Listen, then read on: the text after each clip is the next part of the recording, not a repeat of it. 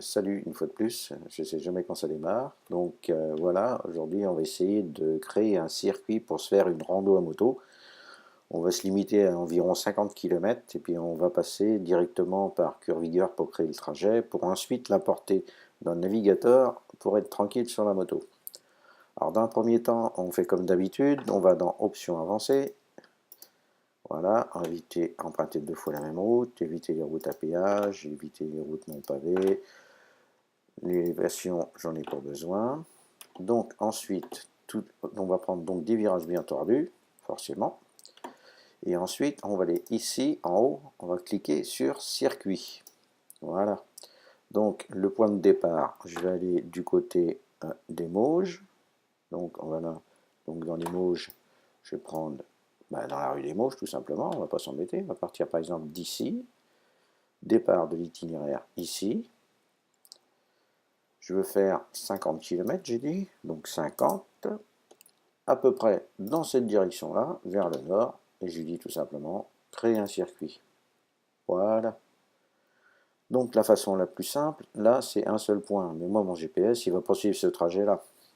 Donc il y a deux possibilités, soit je vais rajouter manuellement des points sur la route un petit peu partout, ou alors je vais le laisser faire tout seul, avec la fonction exporter. Donc voilà, je clique ensuite sur exporter.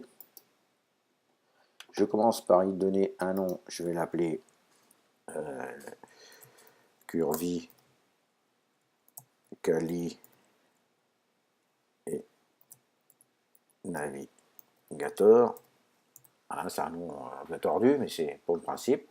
Ici, je décoche track, je veux une route et je veux qu'il me mette des points en plus sur mon itinéraire. J'ai dit beaucoup de points.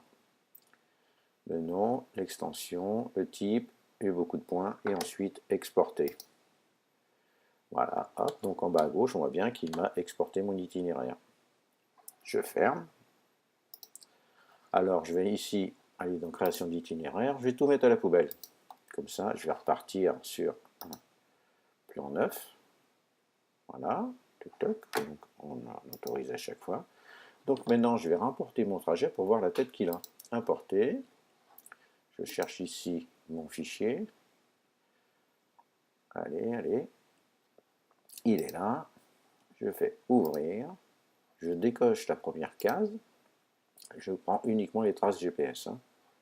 Donc importer. Et voilà, il m'a mis tous les points intermédiaires.